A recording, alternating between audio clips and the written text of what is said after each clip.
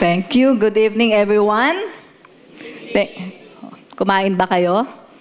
Okay naman. Premiere night kasi, so we treat you special. Come to GLC morning classes and you'll be surprised at what we will prepare for you. Okay. Did you understand and did you get an overview of what Pastor Joby explained? Was it very clear? Oh, so you don't need me here anymore. Okay na. Anyway, he talks about journey, right? And if you have been going on Sundays to our booth, you have seen that our theme is actually journey. But the difference here is we are talking about what kind of journey? A discipleship journey. And when you talk about journey, we're talking about going from here to there, towards a destination, correct? And what is our destination? Wow, talaga. Christ-likeness. Dito ba si Pastor Peter? Okay, Christ-likeness. And to get there, you need a vehicle, right?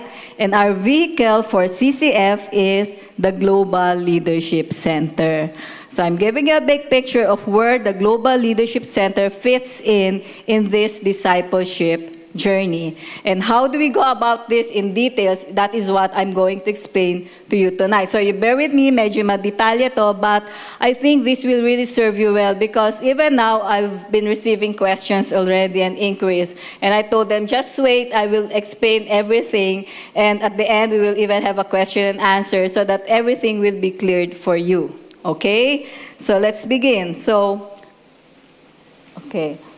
we are on the discipleship journey, and as I said, the Global Leadership Center is our vehicle from going from connect, believe, grow, mentor, and multiply. That is our roadmap.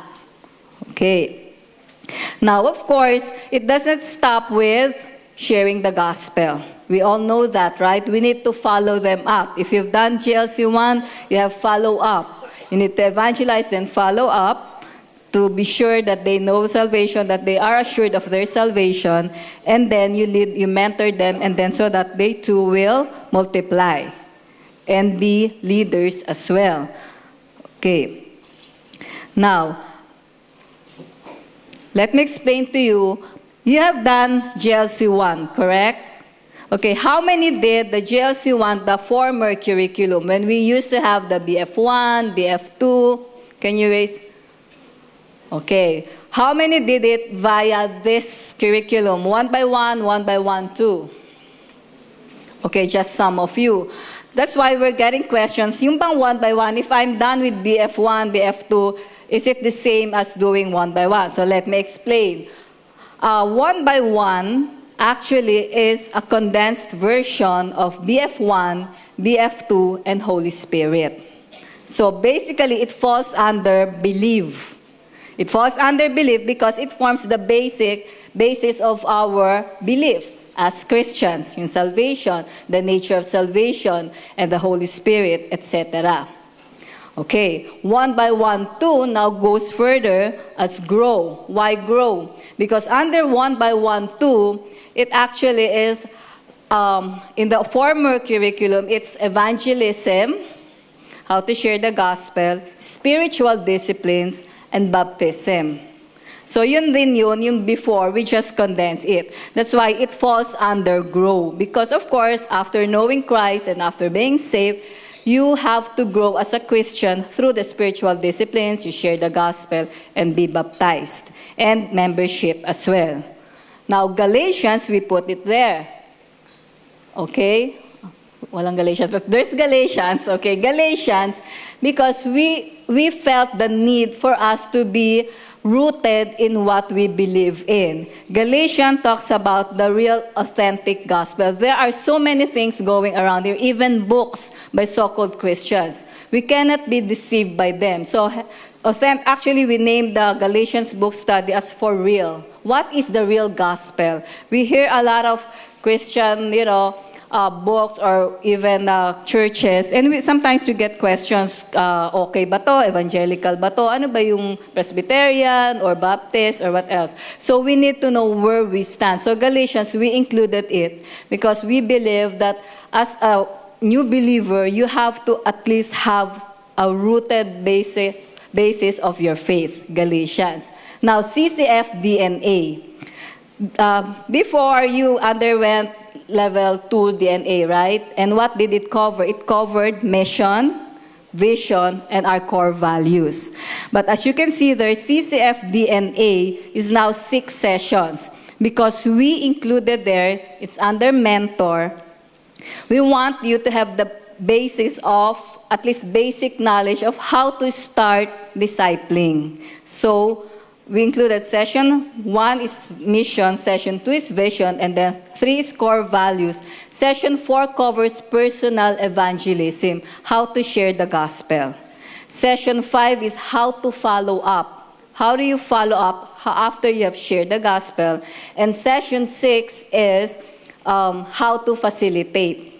Because once you have shared the gospel to like 3 or more people, you are now a small group, basically. And you have to learn the skill of facilitating. So, yun yung coverage ng CCF DNA. Alright, so basically, after you have gone through the GLC 1 essentials, you are equipped in belief, the character, the skills, to at least cover being a starting small group leader. Kaya nasa mentor siya. So, it covers the journey. Okay? And then, encounter 1 retreat, and then you start again, meron na kayong grupo, they can do it because you have modeled it. Then they themselves can do pray, care, share, start connecting with non-believers, and then one by one to DNA Galatians, and then start again. Then you become now a multiplier, so to speak. Of course, you cannot just be up to there. Right? You yourselves know. That's why you went GLC 2, 3, 4. Because you yourselves know that you have to grow in depth, right? Hindi naman pwede hanggang how to facilitate lang. Even as a leader, I'm sure in your experience, you yourselves felt na inadequate yung training nyo or yung skills nyo, yung equipping nyo on how to be a leader. That's why we have 2, 3, 4. And that's the importance why you need to continue training and being equipped until you become a multiplier or even more. Because learning is forever. It's lifelong. Do you believe in that? Okay. So we have GLC 2, enrich. Okay. Enrich, and then GLC 3, enhance. Then GLC 4, exponential. Enrich is you enrich your walk. It still falls under grow. It's more on growing in character. And then also we included there some basic skills. Enhance is enhancing your, because in GLC 3, we're expecting you to be D group leaders already. So we enhance you as a leader. And GLC 4 is exponential. You widen now your perspective as a leader, and you think beyond being a small group leader, you think now of the movement, the vision of what Pastor Peter was talking about. Okay, now I will go through the details of what is the coverage of GLC2. It took us several months of discussions and, of course, recommendations, brainstorming on what best fits GLC2 enrich. How do we enrich you? So, sige, you trust us that the curriculum that we have found here fits what we want the profile of a CCFD group leader should be. So we start with GLC2 enrich. We call it the starting point. The first one that you will be taking is called the starting point for small groups. So, kasi hindi naman enough yung you just learn how to facilitate. You should have a bigger understanding what really happens in a small group. Para balance, social group ba to? Magba-Bible study lang ba kami every day or every meeting? Or we just do ministry? What happens in a small group? What is the purpose of a small group? We will tackle it here. And then, siguro you have other questions like, bakit walang pumupunta sa group ko? You know, not knowing, these are normal. That there are actually phases and stages. You will learn it here. So you will have a greater and deeper understanding on the dynamics of a small group. So you won't feel parang maybe ill-equipped or you're fearful to start kasi parang hindi ko alam ang small group. This one will help you and we will equip you and we will have a broader understanding of what is a small group. Okay? And then family life. Family life has always been a bestseller, I would call it. Even during workshops and conferences. Why? Because family is the basic unit, right? And we're part of family, spiritual family, biological family, we are part of family. And kahit nga sa prayer and fasting, yung relationship, yun ang mga mahahabang pila. Because there are a lot of things going on in a family. And dito sa family, you will understand the roles. What is God's design for a family? Your role as a husband, your role as a wife. Actually, yung mga singles, after going through this, sabi nila, nagmamadali akong God's best, ang hirap pala ng role ng husband and wife. So it gives them, a better understanding of their roles. And then with this, the family life will also tackle yung courtship, yung mga dating. If you're already parents, how will you now minister to your teenagers about courtship and singleness? And then how do you do parenting? These are the things that we will be tackling in family life. So this is very important because before you can disciple others, you start with your own family. All right? Then basic doctrines. Basic doctrines is very important because that is what sets us apart from other faith. So you have to be rooted. Para pag may nakarap kayo from other faith, you can defend it. At least you know where you stand. Hindi yung, parang, what you're saying is right. Ikaw na yung nako-convert because you are kind of shallow when it comes to your knowledge of the doctrines. So we put it here. And we're gonna talk about Trinity. Diba, iba sa inyo parang malabo yung Trinity, hindi nyo alam, yung mga oneness. You hear a lot of things, especially with the internet, you hear and read a lot about a lot of things. So this will stabilize your learnings. Okay, you know what you're going to hold on to.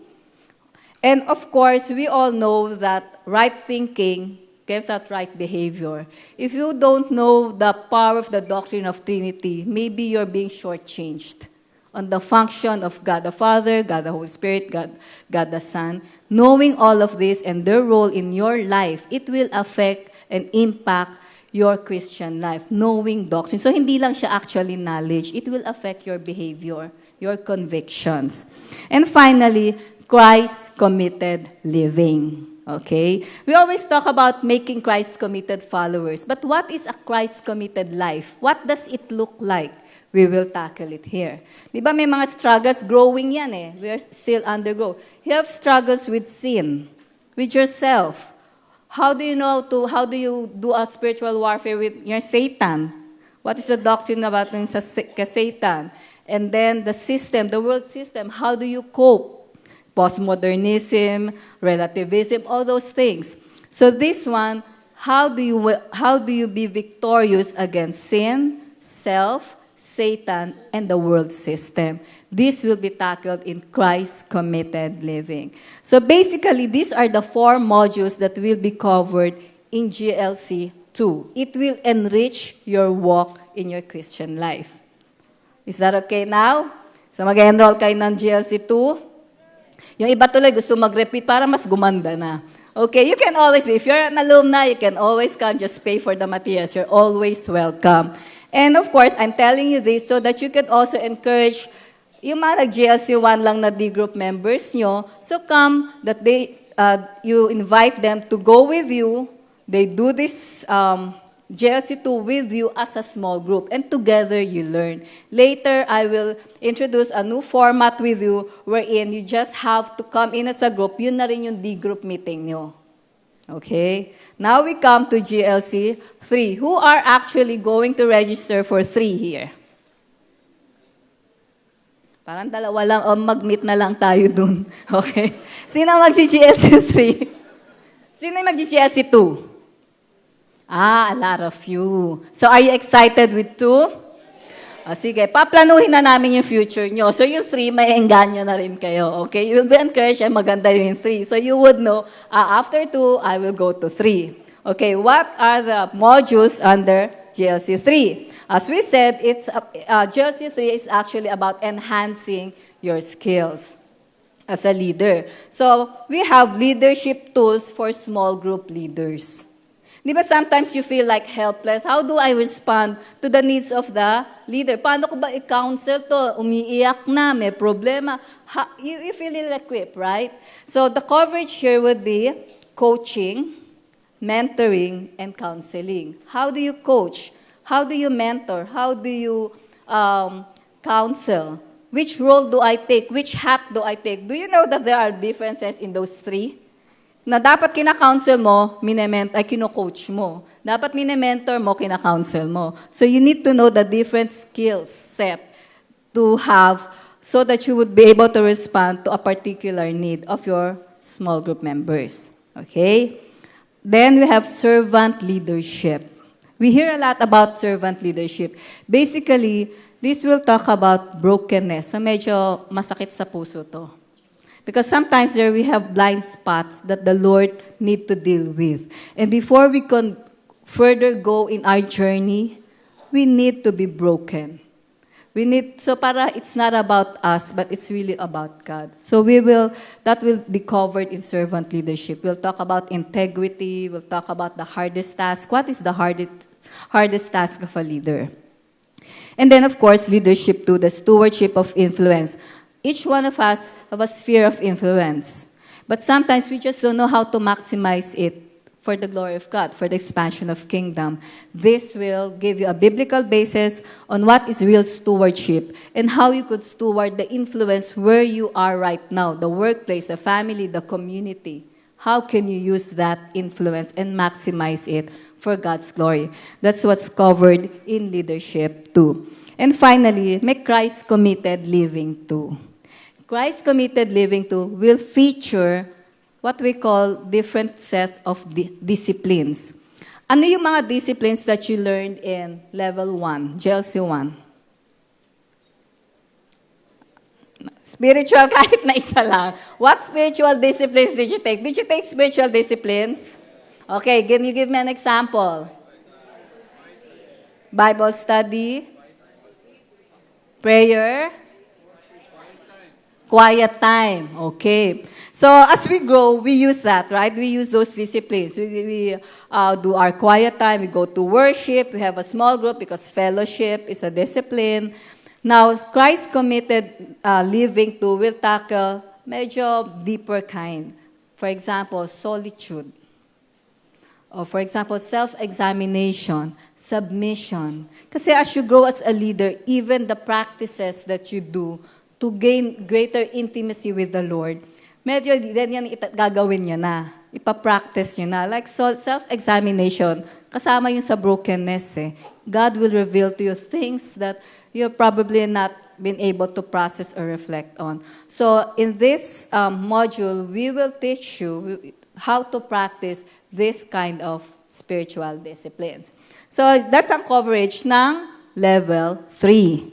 Okay, so yung dalawang magla-level 3, maybe you can invite more to do level 3 because these are exciting modules, especially for leaders. Later, I will tell you the prerequisite who can go to level 3. And finally, level 4. Sino yung bawag GLC 4 here?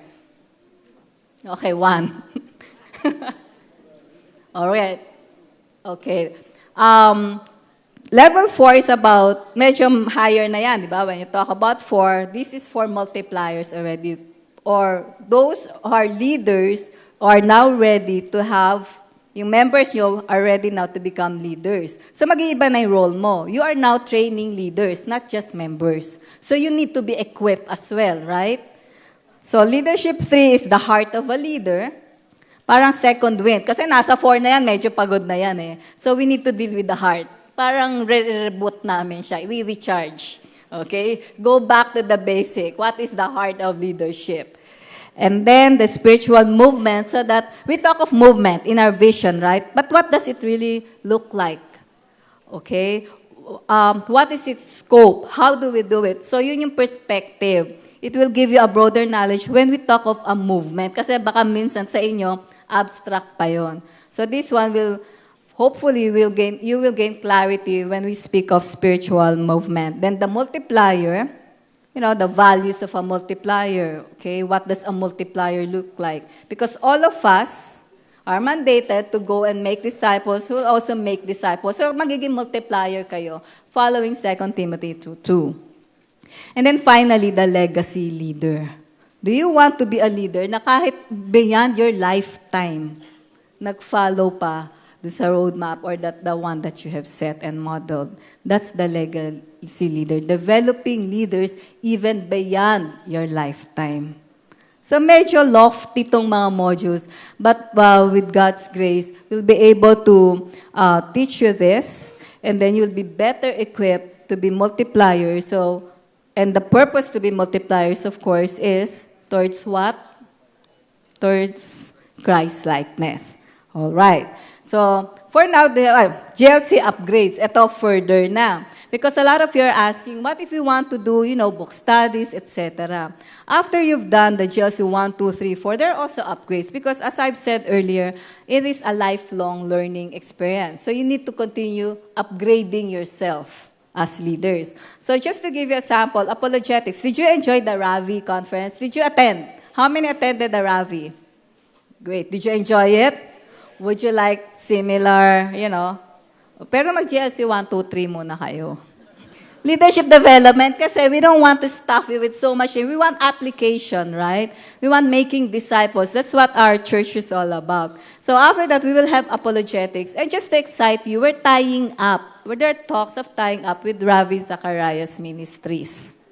So we're bringing, pero may prerequisites. All right? So we will have apologetics and higher apologetics, but we have basic and advanced. Bible survey. Those of you who took survey, medyo short yung time, right? So we have put it in upgrade so that you can take a longer time because we're talking about 66 books of the Bible here. And then hermeneutics. I think some of you took already hermeneutics. Hermeneutics means, interpreting, the science of interpreting and applying the Bible. How many took the hermeneutics class already? Okay. So hopefully, medyo deeper na yung reading nyo of the Bible. And then homiletics is how do you deliver? It's more of a communication. How do you now deliver the messages? And then, ito yung exciting. And I know a lot of you would really want this, book studies. So we do it chapter by chapter, like for example, Titus, Revelations, James, and Proverbs. These are upcoming upgrades. Okay. Excited ba kayo? Okay. So you will be permanent GLC students. Professional GLC students. Okay. Now, I'll talk about the format. How do you make it easier? Parang titira na kayo sa CCF pala sa dami ng kukunin, right? Now, what will happen to the small group? May iwanan nyo na dahil equip kayo na equip. This one will solve your problem. Okay. The format is called the Big Small Group, BSG. So this is what we will do. And we will start it even with 1. We're doing it now with 1. And then we're doing the same format for 2, 3, and 4. How does it look like? Okay, first, there will be a plenary lecture. For example, spiritual Christ-committed living, basic doctrines, which will take 50 to 60 minutes. Parang ganyan. Mag-speak yung teacher for 50 to 60 minutes lecture. Then after that, you break out in groups. So you take your small groups with you, and then you discuss. We will give you the discussion points or the workshops. You do it yourself, and you will discuss what you have learned in the lecture part. And there's ample time to do other things that you do in a small group. Accountability, magkamustahan kayo, magkainan kayo. Why? Kasi 60 minutes lang. So you have basically at least 60 minutes or even 2 hours more to do the real small group meeting. But you don't have to, minsan kasi pag leader, di ba, ang first thing, ano yung material? You don't have to have a problem with that because all you have to do is to discuss and expound more on what you have learned during the plenary. So, one material na lang, these are the advantages. One meeting na lang. You don't have to go to a separate GLC, tapos may upline ka pa, may downline ka pa. You're like a permanent resident here. Every day, andito ka, right? Especially if you do your small group here. So, one meeting na lang. You're doing your small group, you're meeting them, you're learning together, you're being equipped together as a group. At saka ang positive din dun, you see them grow. Kasi yung mga project, you will see them do it, and you as a leader is the one actually equipping them and monitoring their growth. Right? So yun yung advantage of a big group, small group format. And lastly, one mission. Align na kayo. Kasi usually, and we know this, pag wala na kayong material, you just get from the internet, you buy these books. Pero we're talking about focus here. Diba? There's one roadmap, one destination. So we're all doing this together as a church. We are aligned because we have one mission and we're going towards that direction. Hindi yung kung saan-saan tayo because of all the sort of materials. Not saying that they are not good, but we're saying for now we have to be more focused and intentional so that we will achieve our mission. Okay? Now, in the BSG format, there are opportunities. For example, how many of you have members under you who are not yet small group leaders? All right. So this is my suggestion. Ang GLC 1 is now the big group, small group format. So through that, you will be able, kunyari wala akong ka-group, I will be able to get members under me because they will be divided in groups. So where will that happen? Welcome Wednesdays. We'll now start the GLC BSG. It's coming soon. So every Wednesday, you now know members under you who have no groups, okay, or no members under, take them to the Welcome Wednesday or invite, don't just depend on that, but invite people to come on Welcome Wednesday. Then they start doing the GLC 1 in a big group, small group format that I explained earlier. Other opportunities, GLC Thursday. Actually, right now, we're doing a GLC 1 on the Bible study rooms. Small group format din yon. So what we do, we place them in small groups. So yung member who attended, they listen to a lecture and then they form small group and discuss one by one, Galatians, DNA. And then on Sundays also, we need facilitators who are to be small group leaders. This is every Sunday on 10:45 to 12 noon. So GLC 1 yung tinatakel. Again, one mission. Okay? They're getting equipped and they're forming small groups also. Now, what if I can't come here? Malayo, umuulan, etc. And what if my small group is happening outside the building? Right? Some of you are meeting in a different venue. How many of you are meeting not here in CCF but in a different venue?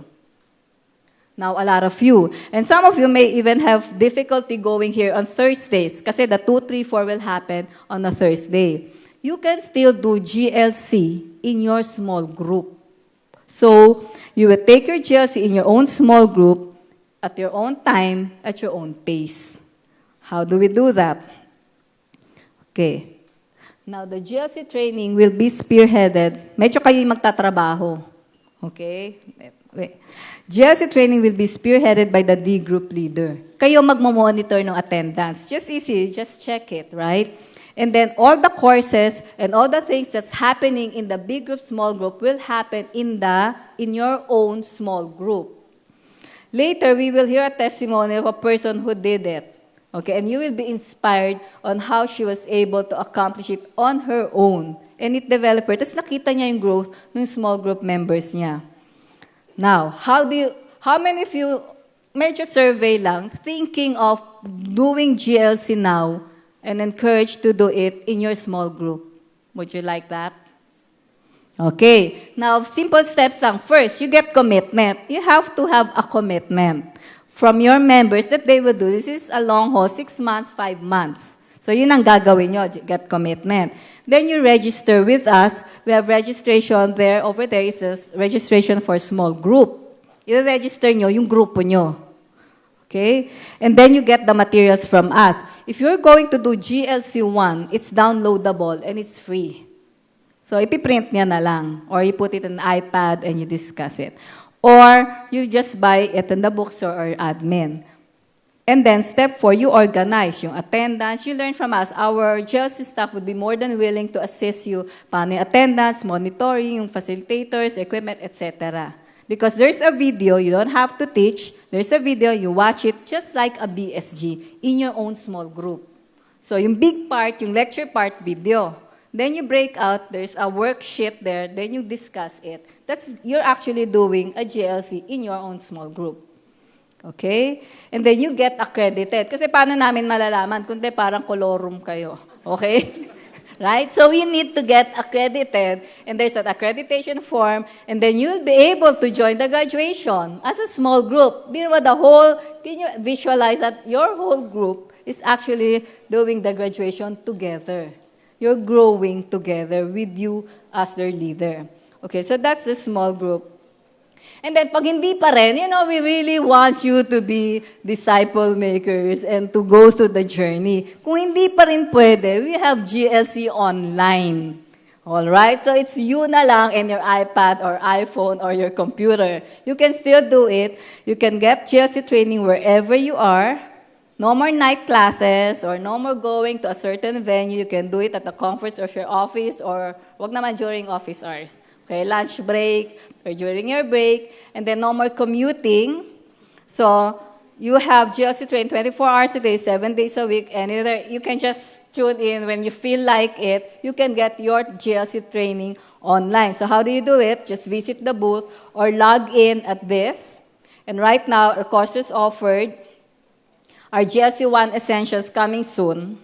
Okay, GLC 2 and GLC 3, you can do it all online. All right? Okay.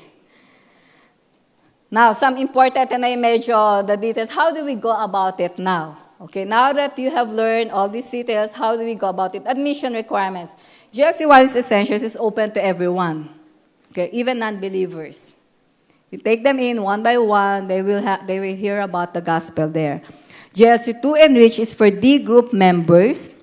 They finish GLC 1 Essentials or the former curriculum plus DNA.